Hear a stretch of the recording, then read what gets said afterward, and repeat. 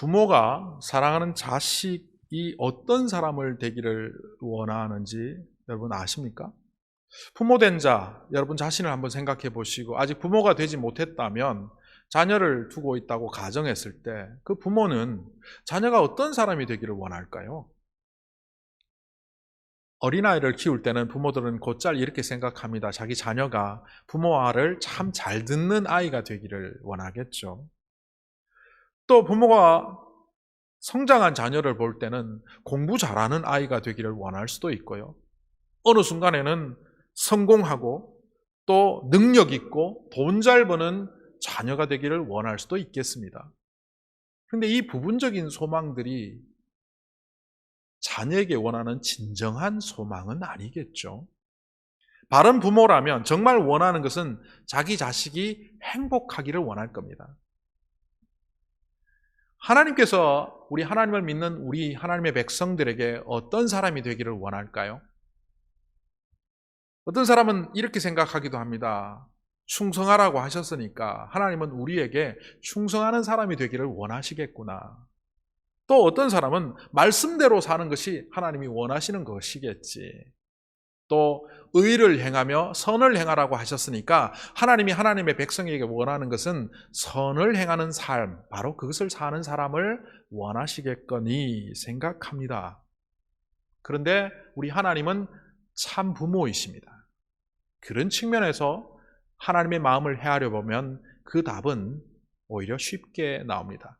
하나님께서 우리에게 원하시는 것은 충성하는 사람, 말씀대로 사는 사람, 선을 행하는 사람, 이런 부분적인 소망이 아니라 전체적으로 보면 우리가 참으로 복받고 복되게 잘 사는 행복한 삶을 누리기를 하나님께서도 원하십니다.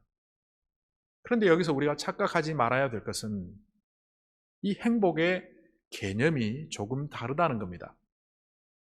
인간인 부모는 자식이 행복하기를 바란다는 의미를 이렇게 해석할 수 있습니다.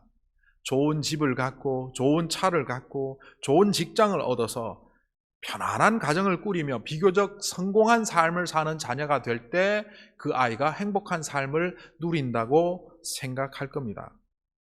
그러나 하나님께서 우리에게 바라시는 행복한 삶은 이와는 조금 다릅니다. 하나님께서 우리에게 원하시는 행복한 삶은 물질적이고 소유적이고 탐욕적이고 겉으로 드러난 외형적인 것이 아니라 그 인간 본질적인 요소가 복되기를 바라는 겁니다. 그래서 성경은 우리에게 사랑받으라라고 하지 않고 사랑하라라고 하죠. 제가 예전에 청년 사역을 할 때 한때 유행했던 한국의 노래가 있었습니다. 당신은 사랑받기 위해 태어난 사람. 그 많은 사람들이 그 노래를 부르며 축복송으로 사용했습니다. 제가 그 노래가 틀렸다고 말하는 것이 아니라 성경의 기조와 관련해서 보면 그 가사는 사실 성경의 기조에서 조금 벗어나 있죠. 소외되고 사랑받지 못하고 모든 사람들에게 버림받는 사람들에게 하나님은 너는 참 귀한 존재다, 사랑받을 만한 존재라고 말씀하시겠죠. 그러나 일반적인 우리들에게 하나님은 뭐라고 말씀하십니까? 우리 예수님은 뭐라고 말씀하셨습니까? 사랑받기보다는 사랑하라고 하셨죠. 우리는 축복받기보다는 축복하는 존재가 되어야 되고, 베품을 받기보다는 베푸는 존재야 되고, 누군가로부터 주는 것을 얻는 자가 아니라 나눈 자가 될 때 우리의 본질 속에 숨겨져 있던 진정한 복, 진정한 행복이 구현되는 자라는 것을 하나님은 알고 계시기 때문에 하나님은 조금 다른 개념으로 우리에게 행복한 삶을 요청하시는 겁니다. 오늘 말씀에 나오는 이삭을 보면 이 이야기를 보다 직접적으로 발견할 수 있습니다. 오늘 성경에 이삭의 이야기가 나오는데 이삭이 외딴 곳에 이사를 가서 살고 있는데 그때 사람들이 몰려왔습니다. 이 사람들은 아비멜렉을 중심으로 몇몇의 사람들이 왔는데 한 명이 오지 않고 우르르 몰려왔습니다. 이것은 두 가지 이유입니다. 사람들이 몰려다닐 때는요, 권세를 뽐내거나 혹은 두려운 마음이 있기 때문입니다. 제가 예전에 어떤 사람을 대했는데요. 아주 지위가 높은 사람이었습니다. 저는 그분을 만날 기회가 되어서 만나러 갔는데 저는 혼자 혈혈단신으로 갔는데 그분은 무려 20명의 사람들과 함께 왔습니다. 그분을 지키는 경호원, 그분을 도와주기 위해서 따라다니는 수행원, 비서, 협력자 이래갖고 한 20명이 같이 왔는데 제가 그분한테 만나서 인사를 드릴 때 저는 혼자였습니다. 그분은 저보다 권세 있는 자였습니다. 이처럼 어떤 사람이 몰려다닐 때는 자기 권세를 드러내려고 할 때 이러합니다. 또 어떤 다른 측면은 두려움이 있기 때문입니다. 두려움이 있는 사람들은 혼자 못 다닙니다. 깡패 영화 잘 보셨죠? 깡패 영화 보면 깡패들 혼자 안 다닙니다. 깡패 나오는 그 영화에 나오는 그 갱스터 영화, 조폭 영화에 나오는 주인공은 주로 혼자 다니고 주인공한테 두들겨 맞는 존재들, 그 깡패들은 주로 우르르 몰려다니는데 그 우르르 몰려다니는 것이 주로 겁나서 그렇습니다. 오늘 말씀에 나오는 아비멜렉은 우르르 몰려왔는데 그 이유는 두 가지 답니다. 이 아비멜렉은 이삭의 아버지가 만났던 그 아비멜렉과는 다른 사람입니다. 그 아들이거나 혹은 후계자 아비멜렉입니다. 그런데 어떻게 똑같은 이름을 쓰느냐? 아브라함의 아들은 이삭이지만 아비멜렉의 아들은 또 아비멜렉입니다.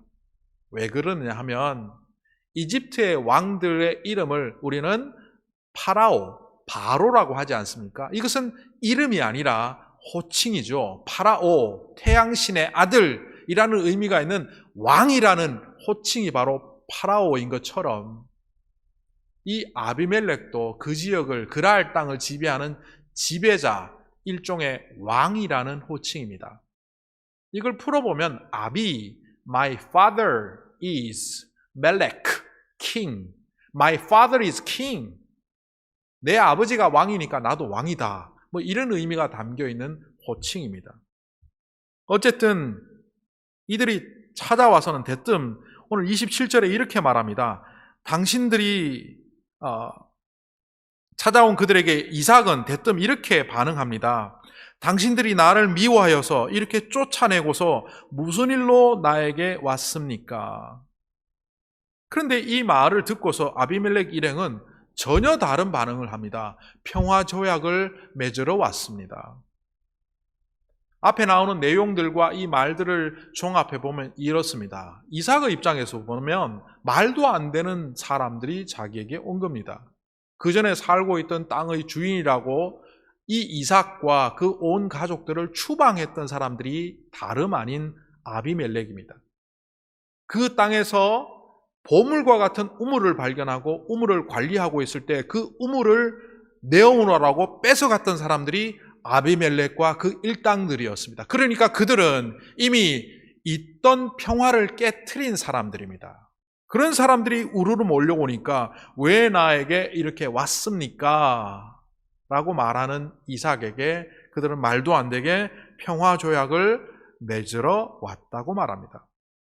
평화를 깨트린 사람들이, 좋은 땅을 갖고 있는 사람들이 오히려 좋지 않은 땅에 변방에 살고 있는 이삭에게 찾아와 그에게 평화를 맺자고 합니다.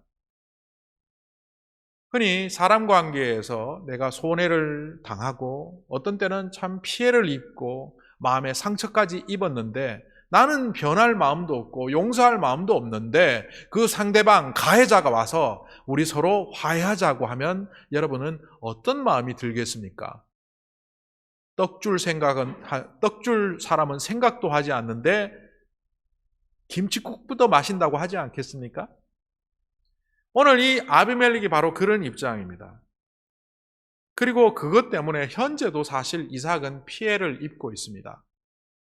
이삭이 살고 있는 이 땅은 변방 중에 변방입니다.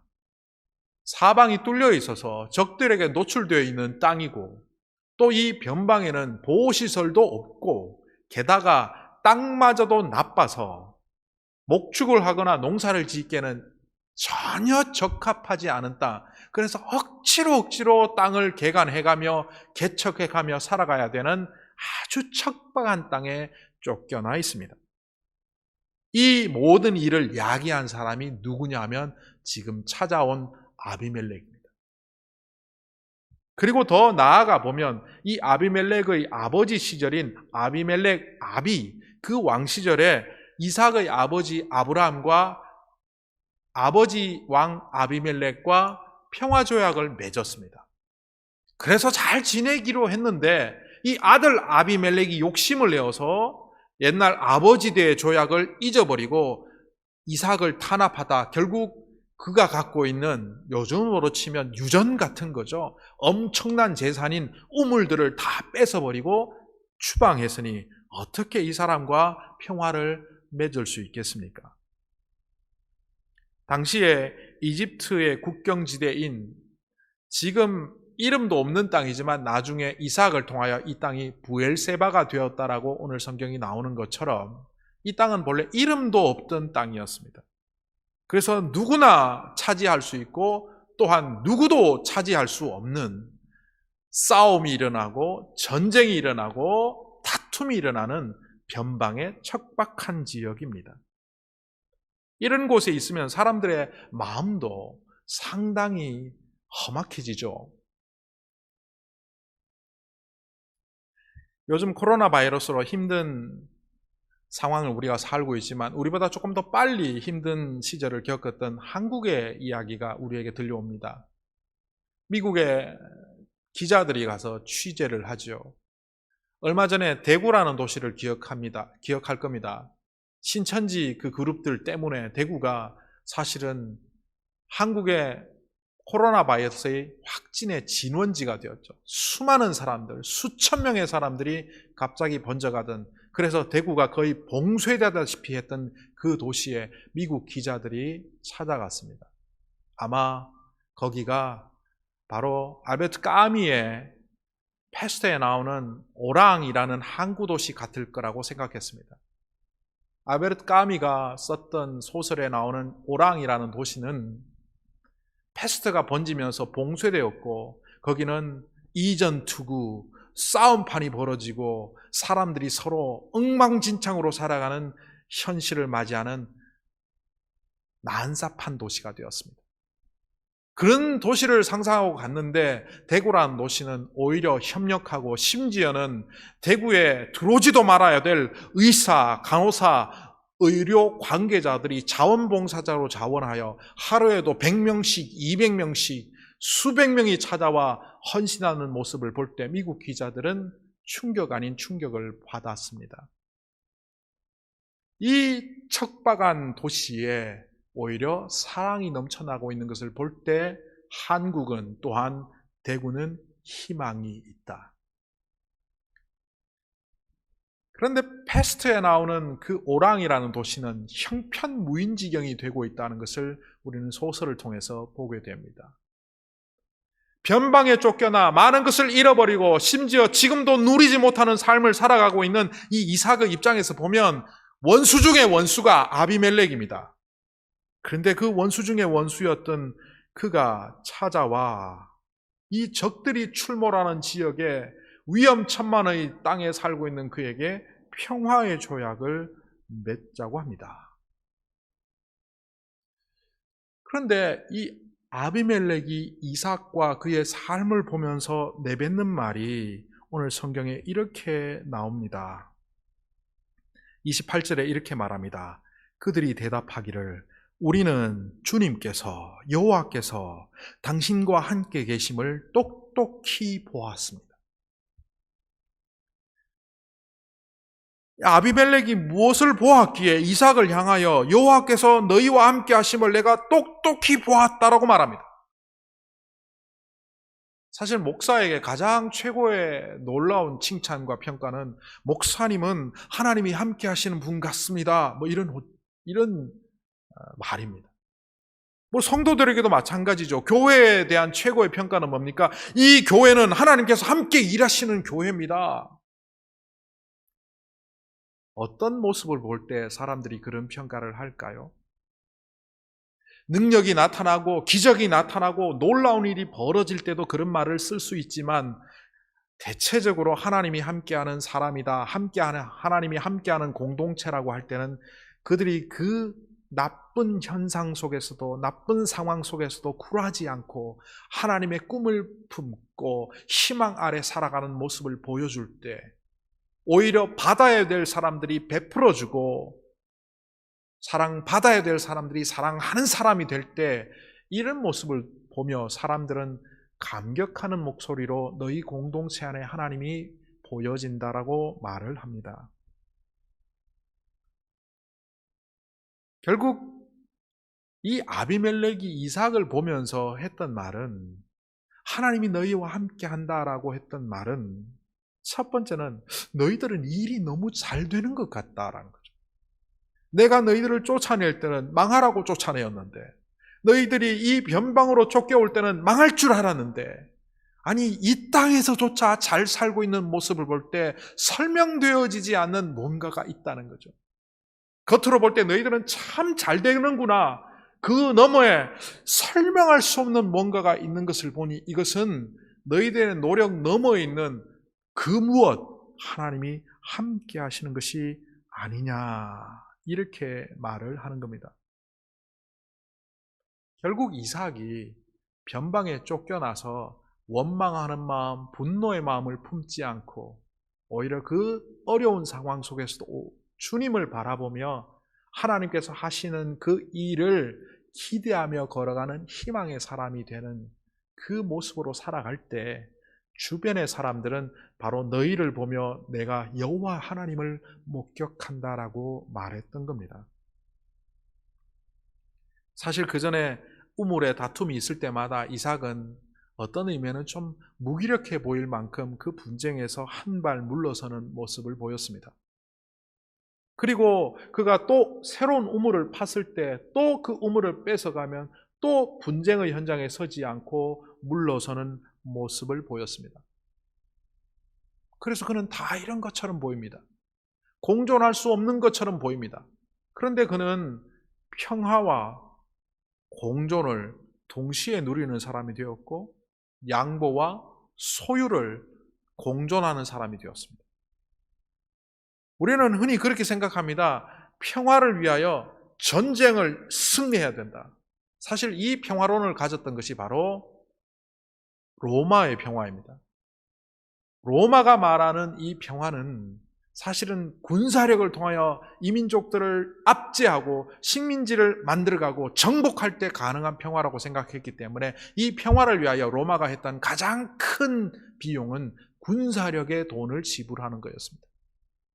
오늘날 우리도 그렇게 생각합니다. 내가 삶의 평화를 누리기 위해서는 누구보다 성공해야 되고 누구보다 올라서야 되고 누구보다 앞장서야 되기 때문에 배려하고 나누고 양보하는 것보다는 오히려 내가 소유하고 악착같이 차지하고 더 탐욕적으로 살아갈 때 내가 잘 살 수 있다고 믿는 사람들이 이 땅에도 많이 있죠. 그 사람들의 평화는 결국 로마의 평화입니다. 그런데 이삭이 가졌던 평화는 공존할 수 없는 것이 함께 공존하는 평화입니다. 양보와 소유가 공존합니다. 양보하면 보통 소유를 다 잃어버리지 않습니까? 그런데 그는 또한 소유를 합니다. 배려와 풍성함이 공존합니다. 배려를 하다 보면 자기의 것들이 자꾸 줄어들기 때문에 풍성함이 사라지는데, 이 사람에게는 풍성함이 있습니다. 이게 어떻게 가능합니까? 파이 마인드를 가진 사람, 소위 말해서 피자 마인드를 가진 사람들은 불가능합니다. 피자 한 판을 6조각 혹은 8조각으로 나눴다고 생각해 보십시오. 파이 하나를 6조각으로 나눴다고 생각해 보십시오. 먹으면 점점 없어집니다. 마지막 한 조각을 차지하기 위해서는 누구보다 빨리 그 파이를 집어야만 내가 먹을 수 있기 때문에 파이 마인드는 협소한 마인드. 반면 하나님의 마인드는 무한하신 하나님께서 무한하신 우주를 창조하시고 무한하신 것으로 우리에게 은혜와 복을 주시기 때문에 그 마음을 본받은 우리들은 피자 마인드가 아니라 양보하더라도 끊임없이 우리에게 공급해 주시는 그 공급원인 하나님께서 우리에게 복을 주시기 때문에 양보와 배려와 나눔이 오히려 더 풍성함으로 날아가는 더 풍성함으로 나아가는 지름길이 된다는 것을 우리는 알아야만 합니다. 결국 이삭은 이 변방에서 더 하나님을 신뢰하는 사람이 되었고 그의 삶 속에 하나님이 나타날 것을 믿었기 때문에 다른 사람으로 하여금 그의 삶에 하나님이 함께하는 것을 목격하게 되었습니다. 바로 하나님이 우리에게 원하시는 진정한 행복